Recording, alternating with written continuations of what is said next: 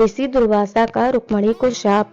आपको सुनने में जरूर आश्चर्य होगा, लेकिन यह सच है कि भगवान कृष्ण और देवी रुक्मिणी को एक छोटी सी गलती के कारण विवाह के कुछ ही दिनों बाद 12 साल तक एक दूसरे से अलग रहना पड़ा था। इतना ही नहीं, द्वारकाधीश के मंदिर में भी रुक्मिणी माता को स्थान नहीं मिला।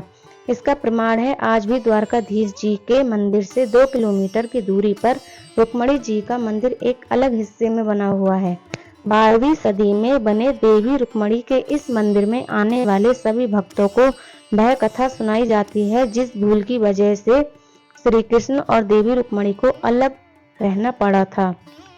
भगवान कृष्ण और रुक्मिणी को 12 साल अलग रहने की एक पौराणिक कथा है। कथा के अनुसार यदुवंशी दुर्वासा ऋषि को अपना कुलगुरु मानते थे। विवाह के बाद भगवान श्री कृष्ण देवी रुक्मिणी के साथ दुर्वासा ऋषि के आश्रम में पधारे। दुर्वासा ऋषि का आश्रम आज भी द्वारका से कुछ दूरी पर स्थित है। भगवान श्री कृष्ण ने गुरु दुर्वासा को महल में आकर भोजन ग्रहण करने और आशीर्वाद देने के लिए आमंत्रित किया। दुर्वासा ऋषि ने भगवान कृष्ण का निमंत्रण तो स्वीकार कर लिया, लेकिन उन्होंने एक शर्त भी रख दी। दुर्वासा ऋषि ने कहा, आप युगल जिस रथ से आए हैं मैं उस रथ से नहीं जाऊंगा, मेरे लिए अलग से रथ का इंतजाम किया जाए। कृष्ण जी ने उनकी इस शर्त को सम्मान पूर्वक स्वीकार कर लिया। एक ही रथ होने की वजह से भगवान कृष्ण ने रथ के दोनों घोड़ों को निकाल दिया और उनकी जगह श्री कृष्ण और रुक्मिणी स्वयं रथ में जुट गए। इस रथ पर दुर्वासा ऋषि बैठे और भगवान श्री कृष्ण देवी रुक्मिणी के साथ रथ खींचने लगे। रास्ते में देवी रुक्मिणी को प्यास लग गई।